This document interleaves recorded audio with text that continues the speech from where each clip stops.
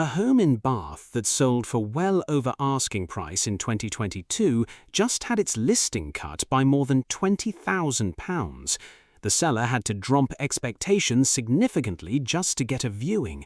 Meanwhile, in a quiet commuter town in Hertfordshire, just 30 minutes from King's Cross, property values jumped by 13% in a single year. That's nearly £80,000 added to the average house price in 12 months. Same country, same year, completely opposite outcomes. And the reason isn't interest rates, it isn't new planning rules. It's something most people didn't see coming, the return to office wave. And in 2025 and into 2026, it has been quietly redrawing the UK property map. Today, we're breaking down exactly what's happening, where values are climbing, where they're falling, and what it means if you own, rent, or plan to buy. Let's go back to where this started. From 2020 through 2023, millions of UK workers were at home full-time or close to it. People moved out of city centres and headed for the coast, the countryside, the market towns. Demand for space, gardens and a spare room for a desk pushed prices up sharply in places like Bath, the Cotswolds, Cornwall and South Devon. Then the mood changed. Amazon announced in September 2024 that all staff would return 5 days a week starting January 2025. JP Morgan Chase followed the same path, going full 5-day in-office. Barclays had already pulled back its investment banking staff to 5 days in June 2024 and tightened things further in January 2025 for back-office workers. WPP told its staff 4 days a week from April 2025. And in May 2025, HSBC, with around 18,500 UK employees, warned staff they risked pay cuts if they didn't show up 3 days a week. Line managers began receiving monthly attendance reports. By mid-2025, according to Zoopla's own data, 76% of UK employees were back in the office 3 or more days a week. JLL, one of the world's largest commercial property firms, noted in late 2025 that large corporations tightening their return-to-office mandates had provided direct support for core office demand in UK city centres. And all of that had a very specific effect on where people decided to live. If you own property within commuting distance of London, Birmingham, Leeds or Manchester, 2025 was a good year. Let's look at the numbers. According to data from Purple Bricks using the Office for National Statistics House Price Index, Three Rivers in Hertfordshire, which sits just 30 minutes from central London, recorded a 13% annual price increase in 2025. That translated to roughly £79,000 added to the average property value. Kingston-upon-Thames was up around 8%, Bromley was up 9%, adding nearly £48,000 on average. Tunbridge Wells, Waltham Forest, Southwark and Elmbridge all made the top 10 for price growth, every one of them within roughly an hour of central London. ONS data published in April 2026 confirms the Hertfordshire story is continuing. East Hertfordshire logged a 4.5% annual increase to February 2026, with average semi-detached prices rising 6.1% year-on-year. Savills researcher Francis MacDonald told The Guardian earlier this year that commuter belts have tightened back down after the pandemic, though she noted they haven't compressed quite as far as they were pre-2020. Part of that is because infrastructure like the Elizabeth line has genuinely expanded the accessible commuter zone west and east. Iver in Buckinghamshire, 24 minutes from Paddington, has an average property price of around £539,000, according to Savills research from early 2026. Shenfield in Essex, 23 minutes from Liverpool Street, averages £656,000. Both have seen increased buyer interest this year. Emily Williams, Savills Director of Research, put it directly when speaking to Mansion Global.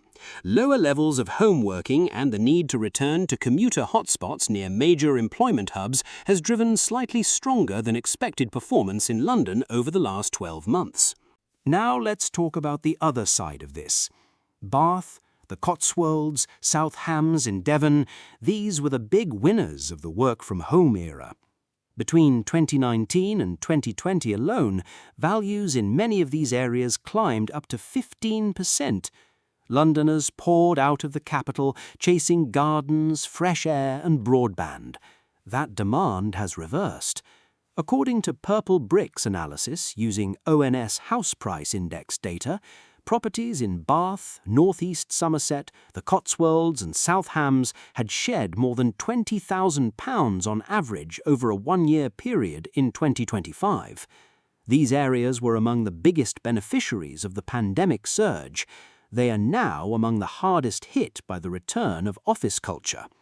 In coastal markets, the story is similar. Average sale prices in Hastings fell around 8% between 2022 and 2024 to a mean of £256,000. Cornwall and Brighton also gave back gains from the pandemic years. Jamie Freeman from estate agency Harrington's UK was quoted directly on this. The return to office-based working, coupled with the cost of commuting, the challenges of settling children into new schools, higher interest rates and the ongoing burden of stamp duty has significantly cooled the appetite for such moves. He added that sellers in some of these areas are still pricing their homes based on what they were worth in 2021 or 2022, and buyers just aren't meeting them there. The high-end home counties market is also under pressure. Investex analysis showed that sale prices for properties worth over £1 million in the home counties, areas like Surrey, fell by 9% on average in 2024. Over 22,000 homes valued at £1 million or more were listed across the home counties last year. Luxury homes were selling around £150,000 below asking price. The tone in those markets shifted fast. So where does this leave the wider market right now? On the rental side, the shift back to cities has pushed rents upward. According to Rightmove, average UK rents rose approximately 8 to 10% year-on-year across many regions during 2025 and into 2026. Zoopla data shows rental demand still outpaces supply by roughly 2 to 1 in major cities. The average rent for new lets hit £1,270 per month nationally by the end of 2024, up nearly 4% year-on-year, and city centre properties have seen the sharpest increases. For buyers, the overall UK average house price stands at approximately £358,000 as of recent data, showing around 3% annual growth, still sitting about 2.3% below the peak hit in August 2022. The Bank of England base rate came down to 4.25% by mid-2025, helping mortgage costs ease somewhat.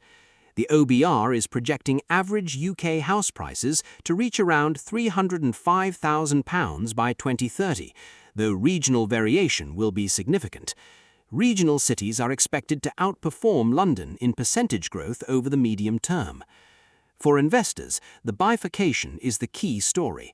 Commuter-accessible locations near major employment hubs are holding up.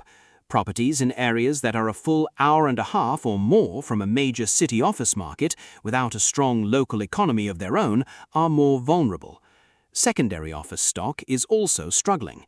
London's overall office vacancy rate climbed to 10.9% in Q1 2025, according to CoStar, the highest in over 20 years, as occupiers rejected older out-of-town space and doubled down on premium city centre offices.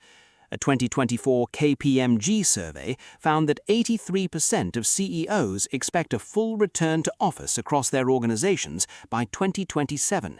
If that plays out, the trend we've seen in 2025 is not close to finished. The pandemic property map is being redrawn. Areas that people rushed to when they thought they'd never need to commute again are quietly giving back those gains. And the places people overlooked because they seemed too close to a city, too expensive for what they were, are back in demand. The office return isn't just a workplace story, it is a property story. And right now, the data is very clear about who it's helping and who it isn't. If you're watching what happens next, the names to track are simple. how many days per week your sector expects you in the office, and how close your property is to a train line that gets you there.